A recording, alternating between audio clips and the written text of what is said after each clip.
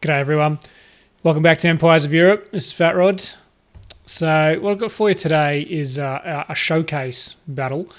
A couple of things I'm going to show off. One is the new cavalry changes and how devastating they can be. Also some changes to artillery. I've increased the maximum number to 6 cannons, and the range is greatly increased. I'm still working on this. I haven't got it working exactly right yet, but the idea is for the artillery to be able to fire from anywhere on the field. And this is to entice the player into attacking so that you can't just sit back and wait for the enemy to come to you.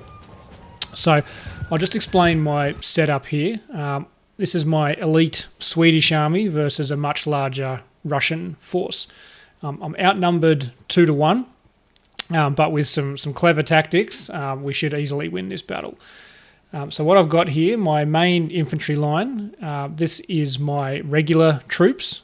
So they're all armed with bayonets and should be able to stop a cavalry charge.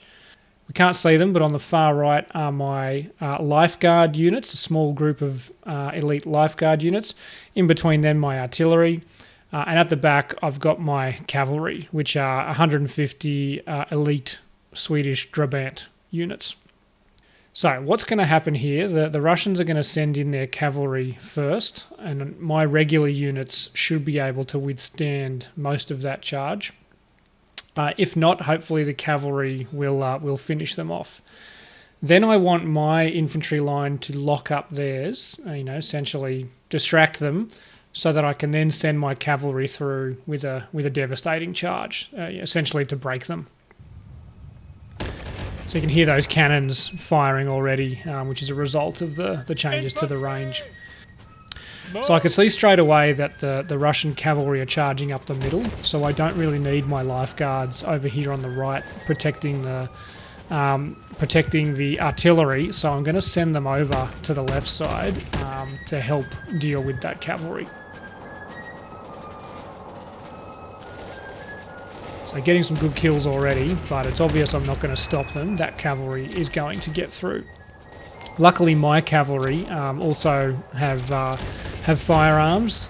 Together with the lifeguards, they should be able to finish those guys off. This way. And just keep an eye on the numbers of my main infantry line. 235 at the moment. That they are going to get hit very hard because the body of that Russian army is about 700 strong. You can see there, 700, 750. So I'm ready to, they're kind of tied up now. They're firing, which means they're about to start reloading. So I'm now ready to send in my cavalry. And you can see I've got them in the skein formation. I've done this battle a few times now, trying to figure out how to win it. And I've realised the skein actually works really well if you are charging head on. Actually works better than any of the other formations. Alright, so you'll notice there I also disabled fire at will. That's so that they will charge with their sabres. We'll send them in now. We'll see how they go. Now I'm going to get involved in the fray here as well. You just look at that main infantry line there. I'm already down to 80, 90 units, so I've lost more than half my men. But that's okay, because the cavalry are gonna do the job for them. You can see them just demolishing them now, going straight through. Get myself involved here. They're pretty distracted, so I don't get banged up too badly. Now I'll turn around, and you can already see 240 left. That Russian body has been absolutely decimated. About 500 units killed as a result of that charge, and the support troops still firing. So one more pass. I actually, most of my cavalry survive this one, so they'll just wheel around and finish them off quite easily.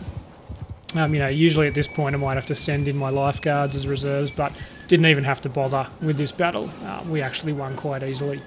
So quickly flash up the results here. We can see over 800 kills. Our 500 men had over 800 kills and still had 200 men remaining. So that's a pretty dominant victory.